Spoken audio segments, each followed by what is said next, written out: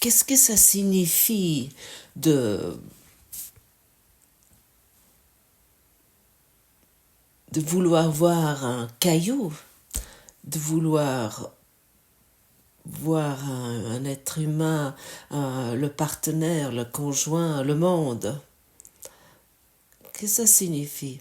Ça inclut que nous voulons voir différemment, nous voulons nous voir d'une autre façon, d'une façon nouvelle. Ça signifie que nous venons plus doux envers nous-mêmes, car lorsque nous voyons la lumière, lorsque nous voyons Dieu en tout, nous ne pouvons plus maintenir nos projections figées. Nous ne pouvons plus maintenir ce que notre idée figée sur nous, sur le monde. Et bon, tout le monde a peur de ça, toute l'humanité. Et les personnes n'ont pas peur, en fait, dans la situation, les circonstances de vie, mais ils ont peur de l'amour. Il n'y a pas longtemps, j'ai écrit un email concernant les addictions. Et en fait, nous sommes addicts de la séparation. En nous, il y a quelque chose qui s'est établi, qui est la recherche de Dieu. Et comme l'ego, il a tout mis par-dessous, l'ego, il a tout perverti.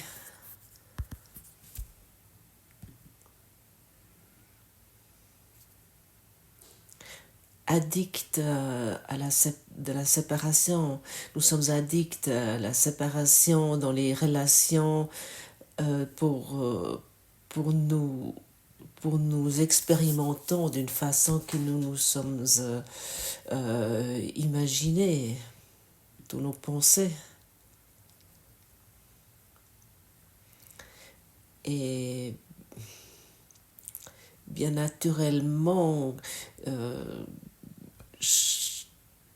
chacun qui se trouve dans une addiction et qui veut arrêter cette addiction, il y a des effets secondaires qui se montrent. Et les effets secondaires se montrent dans nos relations où soudainement nous voyons soudainement notre côté obscur et nous les projetons sur notre conjoint. Nous maintenons ce qui nous croyons d'être. Lorsque je porte la culpabilité et la peur en moi, alors je dois le voir dans mon conjoint ou dans le monde. Je dois le voir dans le monde. Et avec cette pratique quotidienne et cet engagement à l'éducation d'esprit, nous allons amener à des points de notre esprit ce que nous avons souvent essayé d'éviter avec nos addictions matérielles. Nos addictions à l'alcool, à les sucreries, à l'achat d'habits ou d'autres drogues. L'invitation est ici, n'essaye plus de te battre contre la drogue, contre l'alcool, ou d'abandonner totalement l'alcool, ou d'abandonner de fumer des cigarettes. Ça maintient ce combat, ça maintient cette addiction matérielle. Et je sais de quoi je parle ici. t'occupes uniquement avec une seule chose, avec l'éducation de l'esprit, de te tourner vers ça, te tourner vers l'amour. Et à ce moment-là, chaque addiction matérielle va disparaître, elle va se dissoudre, parce qu'elle va être guérie par la lumière que nous sommes véritablement. Et notre recherche se renforce. Mais le combat contre l'addiction de la séparation, ou le combat contre l'alcool ou des drogues ou autre chose, tu ne vas pas pouvoir le gagner. Tu vas gagner en mettant Dieu à la première place. À ce moment-là, ton passé ne va plus avoir d'influence sur toi. Et toutes les idées que tu dois terminer, tu dois arrêter quelque chose, qui doit commencer quelque chose de nouveau, ou des choses pareilles vont vraiment disparaître, tout simplement. Et ça, c'est vraiment une grande bénédiction, c'est un grand cadeau. Et comme ça, si tu vas pouvoir constater, lorsque tu pratiques ces cours pendant un certain moment, que tu commences à guérir. Tu commences à guérir d'une façon que tu n'as pas pensé jusqu'à présent. Toi, tu vas être guéri. Tu ne peux pas te guérir toi-même. Tu vas être guéri.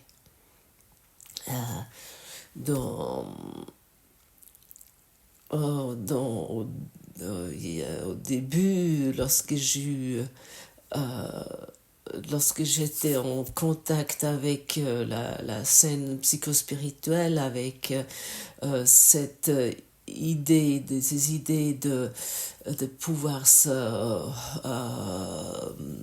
s'améliorer soi-même, avec ces idées d'affirmation, j'ai tout ça rencontré. Et finalement, il s'était dit à l'époque qu'il faut s'écrire une nouvelle histoire. Tu formules quelques phrases comme par exemple à quel point tu es riche et heureux et en pleine santé, et comme le monde est formidable, toutes ces affirmations. Et nous pouvons vraiment nous user les cordes vocales. Peut-être pour l'un ou l'autre ça marche, mais c'est possible. Mais il ne s'agit pas ici d'inviter une nouvelle histoire et que nous mettons à jour. Et j'ai pu constater avec le courant miracle qu'en fait, soudainement, cette histoire n'existe plus. Et à ce moment-là, nous regardons avec un regard béni surtout sur notre passé. Nous regardons avec un regard béni sur nos conjoints et de tout le monde que nous rencontrons. Imagine-toi, cette histoire n'est plus là, ça a disparu, toutes ces idées que j'étais harcelée, que j'étais trempée, et puis je suis une pauvre, je ne sais pas quoi, j'étais malade, j'étais violée, et ceci, j'ai fait une expérience bien ou mal, et puis ma famille était comme ci ou comme ça. Imagine-toi que tout ça n'est plus disponible, ce n'est plus là. À quel point tu es libre.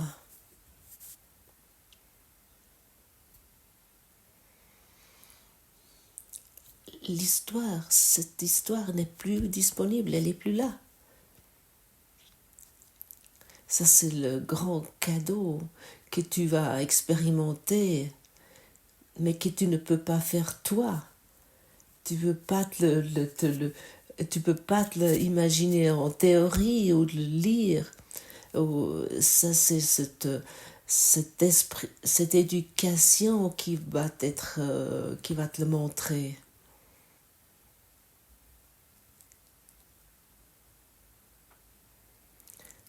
Restons ouverts pour des changements. La plupart d'élèves du cours, ils aimeraient bien apprendre ce cours, mais ils veulent pas que quelque chose change. Ils ont peur du changement. Ils ont peur que leurs idées figées sur leur conjoint et sur le monde commencent à se éroder. Mais à ce moment-là, parce qu'on devrait admettre qu'ils sont trompés avec leurs histoires sur sur des idées du passé, des idées passées sur le monde. Et chaque fois que nous ouvrons notre esprit et notre cœur sur ce chemin d'éducation, nous ouvrons la porte pour la paix. Lorsque nous grimpons sur une montée, que nous avons encore jamais, nous ne sommes jamais montés dessus. Pour une personne qui n'a jamais fait ça, c'est très utile de prendre un guide de montagne, qu'il a un guide de montagne à ses côtés, qui peut lui rendre attentif des dangers, ou de lui dire, ou il peut lui encore recommander certaines choses pour qu'il se blesse pas, pour qu'il ait les bonnes chaussures, pour qu'il puisse arriver au plus vite au sommet, et pour qu'il puisse arriver au sommet avec facilité. Moi, ça fait presque 30 ans que je pratique ce cours. Bon, pratiquer, je ne le fais pas depuis 30 ans. Pendant les longues années, j'ai uniquement lu ce cours parce que j'avais peur du changement. Aujourd'hui, je peux te dire, ce que tu dois éviter et comment tu peux avancer rapidement et comment tu peux économiser le temps. Par exemple, si tu sais qu'il ne s'agit plus d'abandonner ton addiction, tu n'as plus besoin de t'occuper de l'addiction de l'alcool ou d'autres choses, à ce moment-là, c'est un énorme pas en avant, c'est que ça va t'économiser beaucoup d'incarnations.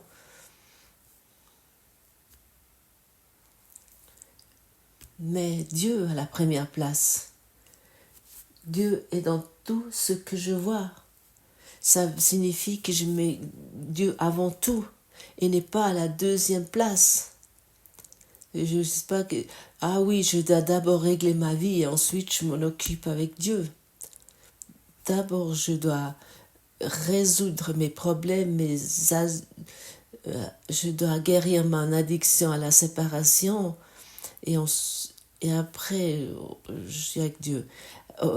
Occupe-toi avec Dieu et tout est guérison. Et pour moi, c'était vraiment très surprenant que j'ai pu constater, cette histoire n'est plus là, elle n'est plus disponible. Bien sûr, je peux encore vouloir identifier avec une ou l'autre histoire, mais en fond, c'est totalement vide et ça n'a plus de signification. Ça n'a plus de valeur. Ce qui a la valeur, c'est maintenant.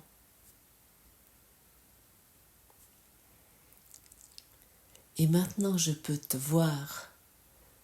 Et je peux aussi voir ce caillou, ce brindille d'herbe. Et lorsque nous commençons à sentir ceci, pour moi, c'est plutôt un sentiment qui s'exprime peut-être avec une vision fascinante et qu'on est dans un reconnaissant éternel et nous ne sommes plus reconnaissant pour ceci ou cette chose-là.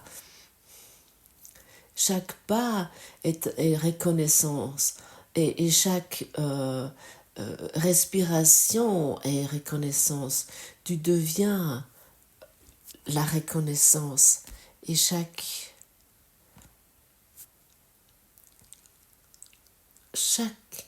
vraiment chaque respiration est reconnaissance.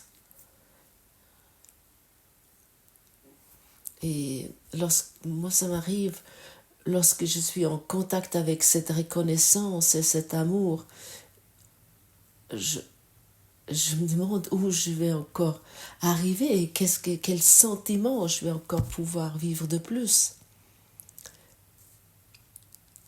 Parfois, je ne sais même pas si mon système biofeedback qu'on appelle corps, s'il va supporter cet énorme choix et tout ça. Qu'enfin, je commence doucement à voir Dieu dans tout ce que je vois, de sentir Dieu dans tout. Parce que l'histoire n'existe plus. Mais quel cadeau! L'histoire a disparu.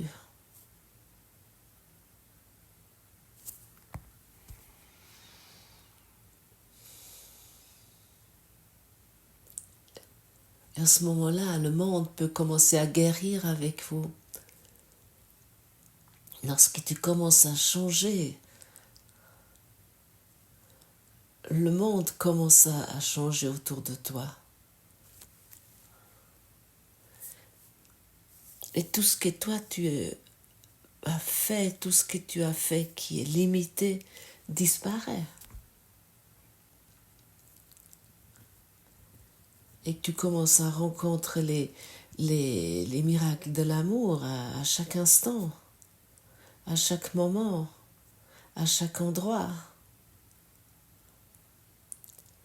Tu n'as plus besoin des lieux particuliers ou des moments particuliers ou des expériences particulières. Tu peux rencontrer cet état divin à chaque moment. Quelle joie! Et lorsque je dis aujourd'hui que je me trouve dans cette rencontre tout à fait doucement, je suis doucement là-dedans et je demande à Jésus où ça m'amène. Et lorsqu'il me répond que nous sommes qu'au début de ça,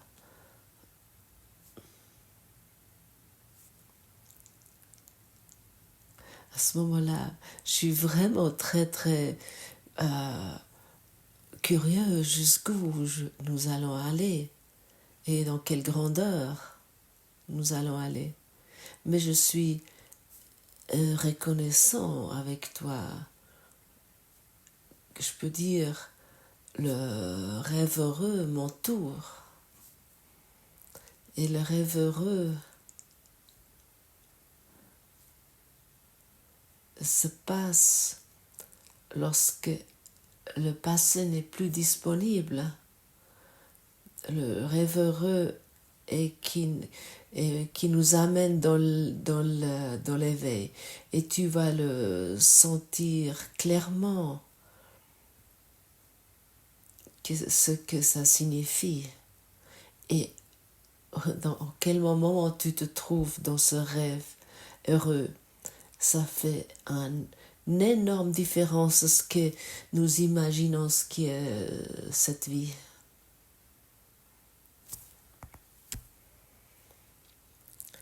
Qu'est-ce qu'est la vie pour toi?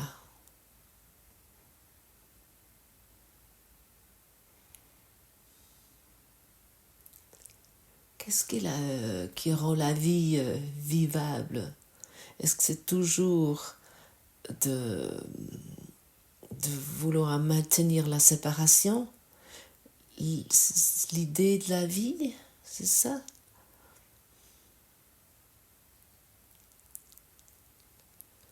La vie que toi t'as fait a à une existence limitée que tu crois qui est réelle?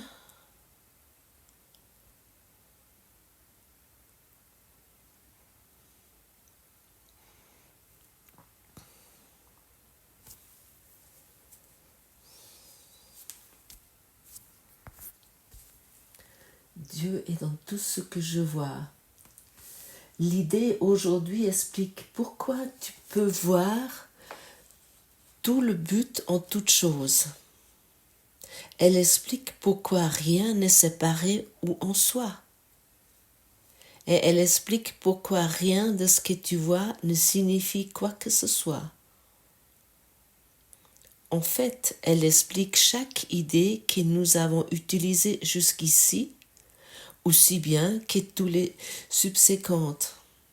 L'idée d'aujourd'hui constitue la base même de la vision. Tu trouveras probablement cette idée très difficile à saisir à ce stade. Tu la trouveras peut-être ridicule, impertinente, insensée, drôle ou même contestable. Il est certain que Dieu n'est pas dans une table, par exemple, telle que tu la vois. Or, nous avons insisté hier sur le fait qu'une table partage le but de l'univers.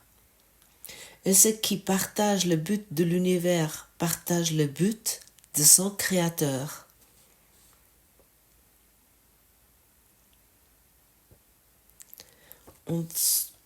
Et nous voulons utiliser cette leçon d'aujourd'hui comme un autre grand pas vers l'éveil, parce que cette leçon explique vraiment toutes les pensées, toutes les leçons que nous avons utilisées jusqu'ici, aussi bien que toutes les subséquentes. Ici, constitue la base même de notre éducation d'esprit. Et cette base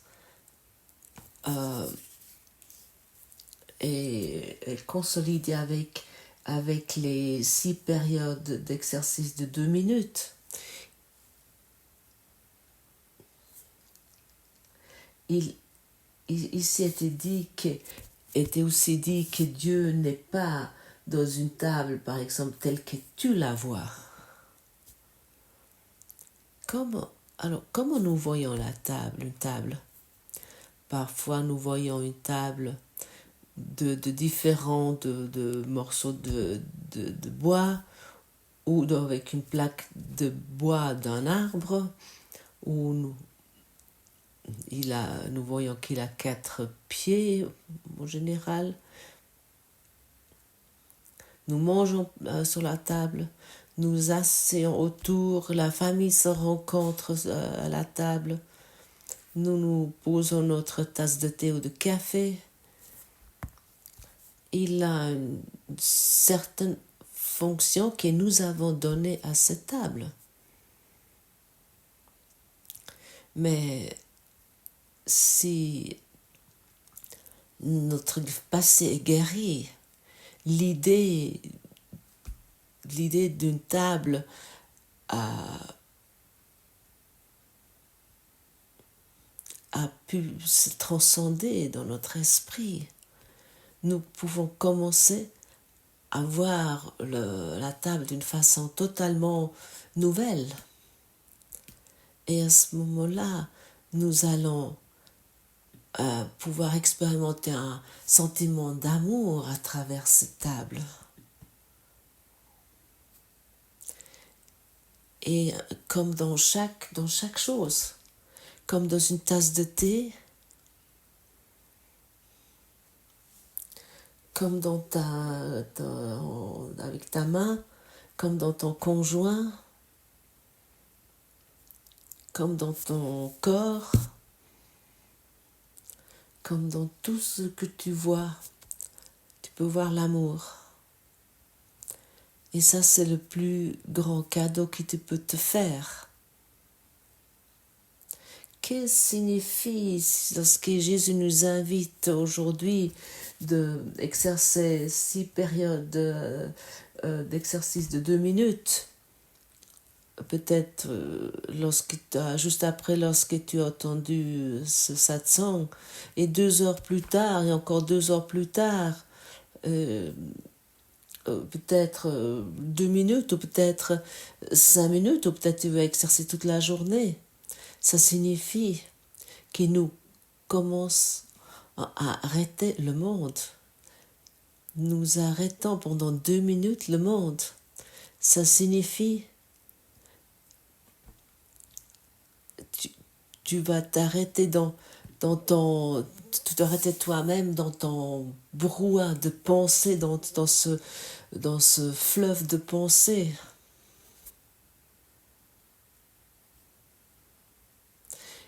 Et plus souvent tu pratiques cette si on peut dire ça, d'arrêter ce monde,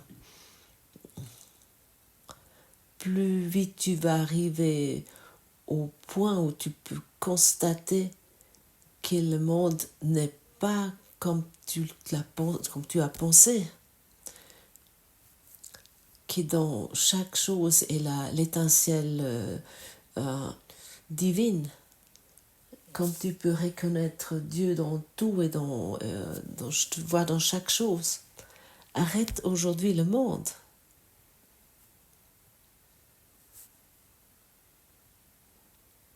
Prends ce temps où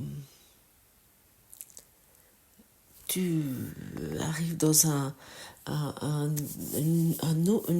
nouveau sentiment, d'amour que tu t'es en fait tu te refusais jusqu'à présent avec ta projection figée, parce que quelque chose était plus loin que la vraie vision, que la vision christique.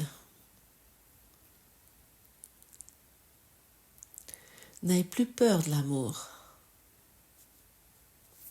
N'aie plus peur du changement.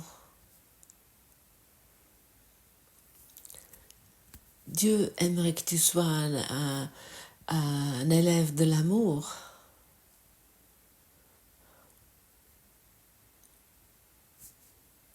Il aimerait que tu sois ouvert pour chaque situation. Eh bien, naturellement, ça signifie que nous abandonnons tous nos idées personnelles sur la vie et l'amour.